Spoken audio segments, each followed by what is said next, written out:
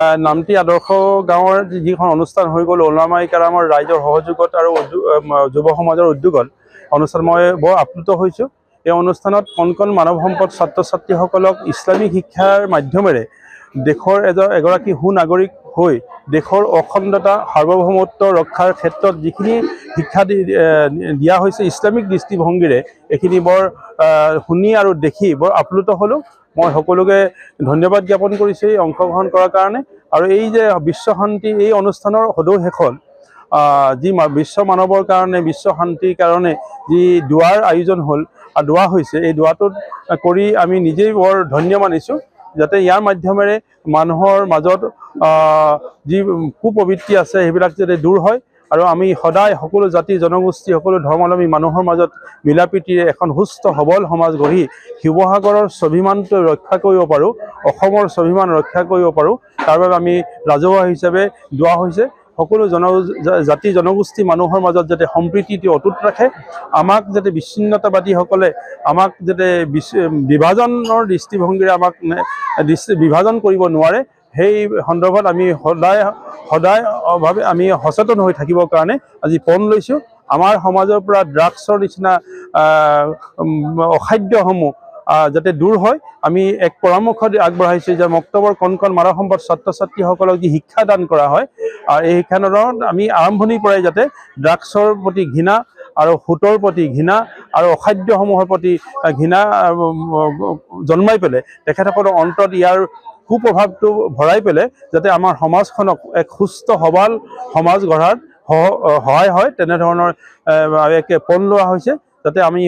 এই সন্দৰ্ভত সকলো ৰাইজে সজাগ হৈ ইমামসকলক শিক্ষকসকলক যাতে আমি উৎসাহিত কৰোঁ আৰু সদৌ শেষত আমি সকলো জাতি জনগোষ্ঠী ধৰ্মপ্ৰাণ ৰাইজৰ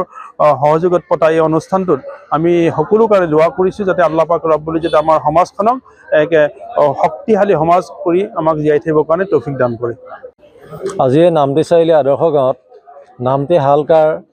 ওলামাই কেৰাম দিন দৰ্দী ভাইসকল নামটি চাৰিআলি সন্মিলিত মুছলিম যুৱ সমাজ আদৰ্শ গাঁও যুৱ জামাতৰ সৌজন্যত আমি এই নামটি চাৰিআলি আদৰ্শ গাঁৱৰ মছজিদ প্ৰাংগণত এটি দিনী জলচাৰ আয়োজন কৰিছিলোঁ আৰু এই অনুষ্ঠানটি আজি আমাৰ অন্তিম সময়ত আমি সফল ৰূপায়ণ হৈছোঁ বুলি ভাবিছোঁ, সফল ৰূপায়ণ কৰিব পাৰিছোঁ বুলি ভাবিছোঁ। যিহেতু অনুষ্ঠানৰ লক্ষ্য আছিলে যে আমাৰ উঠি অহা কণ কণ ছাত্ৰ ছাত্ৰীসকলক দিনৰ শিক্ষাৰ লগতে ধৰ্মীয় শিক্ষাৰ লগতে আহিবলগীয়া সকলো সমস্যা যাতে তেওঁলোকে সমাধান কৰিব পৰাকৈ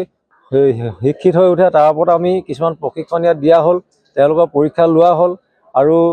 দ্বিতীয়তে আমাৰ সমাজখন বৰ্তমান যি ধৰণে বিসংগতি সৃষ্টি হৈছে, যি ধৰণে উঠি অহা যুৱচাম বিশৃংখলৰ দিশে আগবাঢ়ি গৈছে, অন্যান্য ড্ৰাগছৰ পৰা আৰম্ভ কৰি বিভিন্ন মাদক দ্ৰব্য সেৱন কৰিবলৈ লৈছে, সেইখিনি যাতে নিৰ্মূল কৰিব পৰা যায় তাৰো শিক্ষা আজি এই অনুষ্ঠানটোত প্ৰদান কৰা হৈছে। আৰু আমাৰ সকলো ধৰ্মৰ জাতি বৰ্ণ নিৰ্বিশেষে আমি যাতে সকলো এক হৈ থাকিব পাৰোঁ, আমাৰ সকলোৰে মংগল যাতে কামনা হয়, সকলো ধৰ্মৰ জাতি বৰ্ণ নিৰ্বিশেষে সকলো যাতে আমি এক হৈ থকাৰ উপৰিও আমাৰ দেশখন আমাৰ ৰাজ্যখন আমি যাতে সকলোৱে এক কৰি ৰাখিব পাৰোঁ তাৰ ওপৰত আমি সকলোৱে আলোচনা কৰি আজি আমাৰ অনুষ্ঠানটো আমি ইয়াত অনুষ্ঠিত কৰিছোঁ। ইয়াৰ উপৰিও আগন্তুক হাইস্কুল শিক্ষান্ত পৰীক্ষা উচ্চতৰ মাধ্যমিকৰ পৰীক্ষাৰ যিসকল ছাত্ৰ ছাত্ৰী অৱতীৰ্ণ হ'ব তেখেতসকলৰ সফলতাৰ কাৰণে আমি আজি ইয়াত সমূহীয়াভাৱে ৰাজহুৱা দোৱাও কৰিছোঁ। গতিকে এই অনুষ্ঠানটিত আমি যি ধৰণে আমি সকলো এক হৈ পেলাই অনুষ্ঠিত কৰিলোঁ, ইয়াৰ বাবে আমি সকলোকে যি ধৰণে সহায় কৰিলে আমাক সকলোকে আমি শলাগৰ শৰাই আগবঢ়াইছোঁ। আৰু বিশেষকৈ বিশ্ব শান্তিৰ বাবে আজি আমাৰ ইয়াত অনুষ্ঠানটোত সমূহীয়াভাৱে দোৱা প্ৰাৰ্থনা কৰা হৈছে। ধন্যবাদ। যিকোনো খবৰৰ বাবে যোগাযোগ কৰক আমাৰ এই নম্বৰত 9181 307 221।